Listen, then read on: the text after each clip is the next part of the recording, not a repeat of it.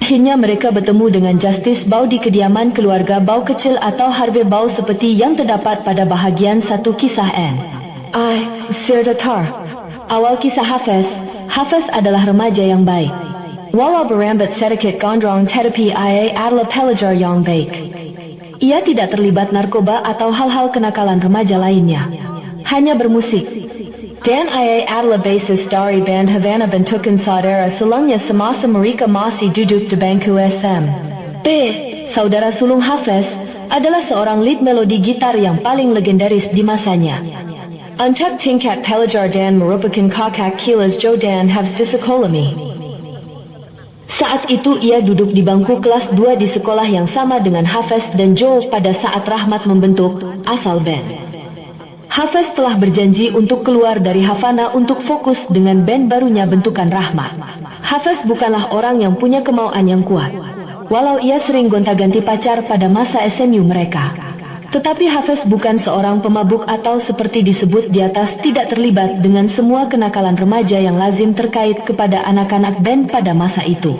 Seperti ganja atau miras dan obat-obatan yang dilarang sesuai pasal undang-undang negara.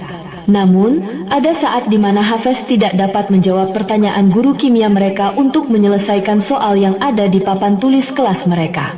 Sehingga walau tidak terlibat dalam kenakalan remaja, Hafiz memiliki persepsinya sendiri mengenai kenakalan remaja itu sendiri, yang mungkin tidak ia ungkapkan. Hanya Tuhan yang Maha Tahu yang tahu. Singkatnya, Hafiz getol dalam bermain musik dan ia adalah seorang basis. Hafiz tidak suka banyak bicara. Namun, Hafiz sering membuat keputusan yang frontal yang tidak diketahui oleh orang-orang di sekitarnya secara tiba-tiba dan seketika. Yang terkadang hal ini membuat perubahan mendasar yang sulit untuk ditangani. Seperti tiba-tiba ia sudah punya pacar baru. Atau tiba-tiba memiliki kekasih dari agama yang berbeda dan meninggalkan pacar lamanya. Berbeda dengan Rahmat, yang walau sering bergonta-ganti pacar seperti Hafiz, Rahmat senantiasa khawatir hal itu diketahui oleh orang lain. Sehingga walau ia menjalani banyak bagian-bagian kehidupan, hal itu tetap berjalan wajar dan apa adanya. Tanpa naik turunnya gonjang-ganjing atau gosip yang turun naik. Hafiz bukanlah orang yang meledak-ledak seperti Ramli atau Rahmat. Ia adalah seorang yang cenderung pendiam tetapi memiliki egoisitas yang sangat tinggi. Dan cenderung hanya condong kepada hal-hal yang ia sukai. Tidak peduli itu menyinggung atau menyulitkan orang lain. Dan sering mengambil keputusan tidak populer yang menyulitkan bagi rekan-rekannya yang lain. Ya, seperti itulah Hafiz. Ia sangat getol dalam bermusik namun kurang peduli dengan sekolah. Sehingga harus masih menjadi mahasiswa saat teman-temannya telah meninggalkan bangku kampus mereka 5 tahun yang lalu. Sir Desan, Justice Bao dan Mitael Islami. Saat itu, Justice Bao masih duduk di dalam studio miliki ayah Bao kecil. Ditemani dengan ayah Bao kecil dan Bao kecil sendiri. Tidak terasa, sudah 20 tahun aku baru kembali merasakan semua kesenangan hari ini, kata ayah Bao kecil. Justice Bao hanya tersenyum mendengar hal itu. Bahkan ia baru merasakannya sekali itu. Itulah pengalaman pertamanya dan satu-satunya. Sebelumnya, dalam mimpi pun ia tidak pernah menyangka bahwa ia akan terlibat dalam sebuah pagelaran konser sedahsyat konser mereka 1 hari yang lalu itu. Aku harus berkemas. Banyak hal yang harus dilakukan. Pakaian menumpuk, aku tinggal dulu, kata ayah Bao kecil. Lalu seperti seorang anak kecil ia mengangkat kedua tangannya tinggi-tinggi dan menegangkannya ke atas sampai pinggangnya membengkok ke arah depan seperti anak-anak yang baru mendusin dari tidurnya. Ayah Bao dan Bao kecil langsung meninggalkan tempat itu. Meninggalkan Justice Bao yang masih duduk di bangku yang ada di dalam studio rekaman mini mereka sendirian. Entah iseng atau sesuatu yang benar-benar menggelitik rasa Justice Bao. Atau mungkin bosan. Justice Bao bangkit dari duduknya dan segera menuju ke arah laptop yang ada di ruangan itu. Setelah membukanya dan menghidupkannya, Juatice Bao kembali membuka aplikasi untuk merekam lagu-lagu mereka pertama kali setengah tahun yang lalu. Justice Bao tampak menekan-nekan mouse laptop itu pada bagian gitar, bass dan drum yang telah terdapat dalam aplikasi. Lalu terdengarlah suara alunan musik metal yang selama ini mereka senangi. Setelah lama dia mendengarkan, Tiba-tiba Justice Bao tersenyum karena tersadar akan sesuatu. Ia seperti memahami sesuatu yang berkaitan dengan keadaannya saat itu.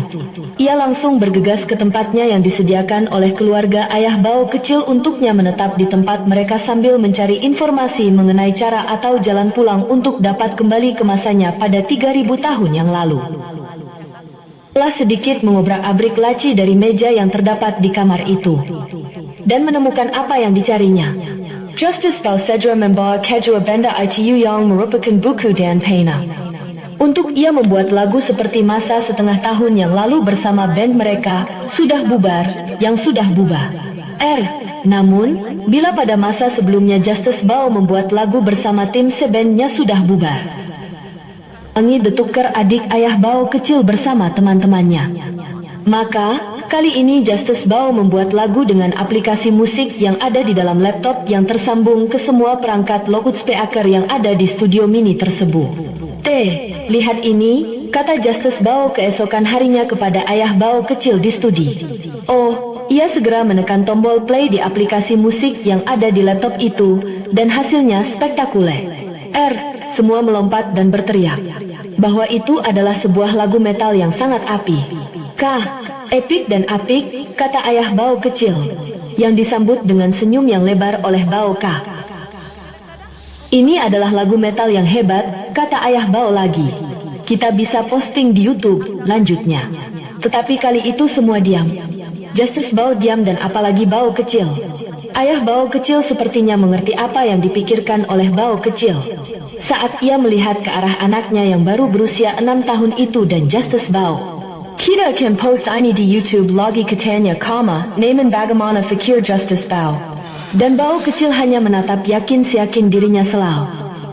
Pada ayahnya itu, ayah Justice Bao segera mengambil alih laptop itu dan mengutak-atiknya sedikit untuk mencari sumber konektivitas internet yang dapat dipakai pada laptop tersebut.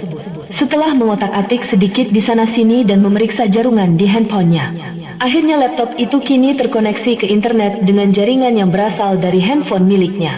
Setelah mengutak-atik aplikasi YouTube selama hampir 2 jam, Justice Bao mulai mengantuk. Bahkan Bao kecil sudah tertidur karena lelah menunggu ayahnya dalam mengupload lagu Bao itu ke YouTube. Akhirnya karena tidak dapat juga mengunggah file yang berformat MP3 dari lagu Justice Bao itu, akhirnya ayah Bao kecil memanggil istrinya yang terbiasa dalam menangani konten di YouTube. Memang ia adalah seorang konten kreator yang menangani channel dengan jumlah subscriber lebih dari 20.000 orang. Aku lupa, kata Syah Bao kecil setelah bagian ini. Kemudian, lanjutnya. Mana, kata istrinya. Di folder kata suaminya. Geserlah, biar gantian, kata istrinya. Suaminya segera beranjak meninggalkan tempatnya kemudian digantikan oleh istrinya, yang memang sudah terbiasa mengupload konten-konten dalam aktivitas hariannya. Ia sering membuat kue dan mengupload teknik-teknik pengembangan diri lainnya. Karena memang sebelumnya, ia adalah seorang tamatan sarjana psikologi semasa ia masih berkuliah dahulu. Tidak berapa lama kemudian, lagu yang telah berformat MP4 itu selesai dipost ke YouTube oleh istrinya. Itu sudah kan? Benar kan? Berarti sudah bisa dilihat di YouTube, kata suaminya senang. Lihat saja dewek, kata istrinya. Kontan suaminya bergegas ke ruangan keluarga mereka dan menghidupkan televisi yang ada di ruangan itu. Kemudian membuka aplikasi YouTube yang ada di dalamnya. Setelah menunggu tidak berapa lama, lagu baru buatan Justice Bao yang berjudul Burung Pipit itu pun terdengar mengalun terasa merdu oleh ayah Bao kecil. Sudah sini kemari. Lagunya sudah viral, katanya. Semua segera ke ruangan tengah keluarga itu. Dan istrinya bertanya, apa yang viral? Katanya, lagunya. Lagu Justice Bao. Lagu kita sudah viral.